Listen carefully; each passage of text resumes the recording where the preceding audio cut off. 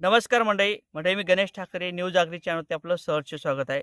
मंडळी, राज्यातील शेतकऱ्यांना प्रति हेक्टरी 17,500चा पीक विमा दिला जाणार अशा पद्धतीची माहिती मुख्यमंत्री फडणवीस यांच्या माध्यमातून देण्यात आली होती. ज्या अर्थी 2025ला शेती पिकाचं मोठ्या प्रमाणात नुकसान झालं, त्यानंतर नुकसान भरपाईची रक्कम, त्याचबरोबर 17,500 प्रमाणे पीक विम्याची रक्कम, अधिकची रक्कम ₹50,000 अशा पद्धतीने माहिती मुख्यमंत्री फडणवीस यांच्या माध्यमातून देण्यात आली होती. परंतु त्या पीक विम्याचं काय झालं? ज्या अर्थी शेतकऱ्यांच्या खात्यावर डिसेंबरच्या नंतर म्हणजे डिसेंबरच्या नंतर अहवाल सादर केले जातील.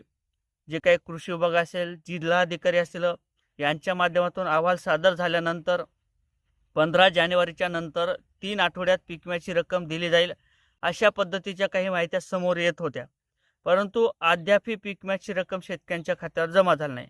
यामध्ये अनेक कारणं सांगितले जात आहेत. पीक विमा कंपनीचं जे काही पोर्टल असेल त्याच्यावरती काही तांत्रिक अडचणी आहेत, तांत्रिक कारणं आहेत. त्या तांत्रिक कारणाला दूर केलं जात आहे आणि पीक विमा कंपनीला जे काही शेतकऱ्यांची माहिती असेल ती जोडण्याचं काम सुरू झालेलं आहे. म्हणजे जी काही शेतकऱ्यांची माहिती असेल त्या पोर्टलवरती पाठवण्याचं काम सुरू झालेलं आहे. अशा पद्धतीच्या माहित्या काही समोर येत होत्या. परंतु अद्यापही कशाच पद्धतीचा पीक विमा शेतकऱ्यांच्या खात्यावर जमा झाला नाही. त्यानंतर केंद्रीय मंत्री शिवराज सिंह चौहान यांनी सुद्धा सांगितलं होतं की जर शेतकऱ्यांचा 2025चा पीक विमा दिला नाही, खरीपचा पीक विमा जर दिला नाही, तर राज्य सरकारला आणि पीक विमा कंपनीला 12% सहित शेतकऱ्यांच्या खात्यावर पीक विम्याची रक्कम दिली जाईल अशी सुद्धा माहिती देण्यात आली होती. परंतु अद्यापही पैसे जमा झाले नाही. याचे अनेक कारणं आहेत. कारण तर पीक विमा कंपनीला जो काही निधी असेल तो वापरता येत आहे, त्या पैशाचं वाटप अद्यापही केलं जात नाही. अनेक शेतकऱ्यांचे जी काही माहिती असेल त्या पीक विम्याची माहिती फेटाळली जात आहे.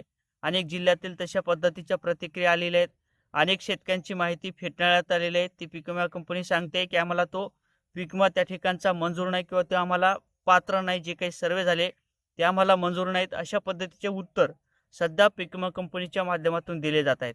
परंतु यामध्ये महत्त्वाचं असं असणार आहे, महत्त्वाचं म्हणजेच काय तर ज्या पद्धतीने अमरावती जिल्ह्यातील काही शेतकऱ्यांच्या माध्यमातून शेतकऱ्यांच्या माध्यमातून काही संघटनेच्या माध्यमातून ज्या अर्थी जिल्हाधिकाऱ्यांना निवेदन देण्यात आलेले, त्याच पद्धतीने परत काही जिल्ह्यातील निवेदन जाणं महत्त्वाचं असणार आहे. जोपर्यंत काही ठिकाणचे निवेदन जाणार नाहीत, जोपर्यंत स्वाभिमानी शेतकरी संघटना असेल, शेतकरी संघटना असतील, बच्चू कडू असेल, रविकांत तुपकरे असतील आणि त्याचबरोबर अनेक संघटना असतील, या माध्यमातून जोपर्यंत उठाव होत नाहीत तोपर्यंत कोणत्या प्रकारचा पीक विम्याची रक्कम ही शेतकऱ्यांच्या खात्यावर लवकर येईल असं वाटत नाही. कारण तर यामागे काही कारणं दाखवली जात आहेत, चुकीच्या पद्धतीने माहिती दिली जात आहे. अनेक शेतकऱ्यांच्या फार्मर आयडिया नाहीत असं सुद्धा सांगितलं जात आहे.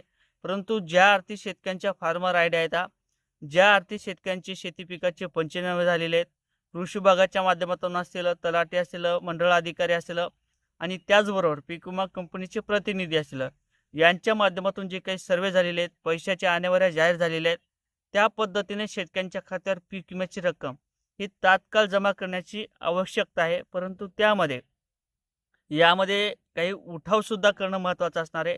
शेतकरी असतील, अनेक नेते असतील, त्यांच्या माध्यमातून जर उठाव झाले तर यावर्षीचा पीक विम्याची रक्कम ही लवकर जमा केली जाईल. अथवा काय होईल की 2023चा पीक विमा असेल, 2024चा पीक विमा असेल, ते देखील शेतकऱ्यांच्या खात्यावर जमा झाला नाही. मग 2025चा पीक विमा सुद्धा वाटप होण्याकरता विलंब होऊ शकतो. अनेक प्रश्न सध्या विचारले जात आहेत. जे काही आपल्या माध्यमातून कमेंट असतील त्याचं उत्तर मी देण्याचा प्रयत्न केला. खरं तर 17,500 प्रमाणे मुख्यमंत्री फडणवीस यांच्या माध्यमातून सांगितलं होतं पैसे जमा केले जातील आणि त्याचीच माहिती आपण वेळोवेळी दिलेली आहे. परंतु अनेक शेतकऱ्यांचे काही कमेंट येतात. काही शेतकरी बॅनर बघतात, पोस्टर बघतात. कारण तर बॅनर तशा पद्धतीचं टाकावं लागते. पीक विमा जमा केला गेला अशा पद्धतीचं जर माहिती दिली तर तुम्ही तो बघता, अथवा आपण जर माहिती दिली की पीक विमा जमा होणार तर कोणीच त्याच्याकडे बघत नाही.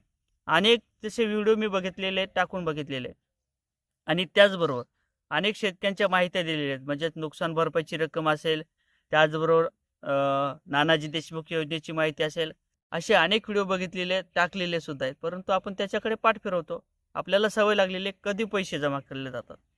अनेक प्रश्न आहेत. शेतकरी मित्रांनो, शेती पिकाचं मोठ्या प्रमाणात नुकसान झालेले आहे.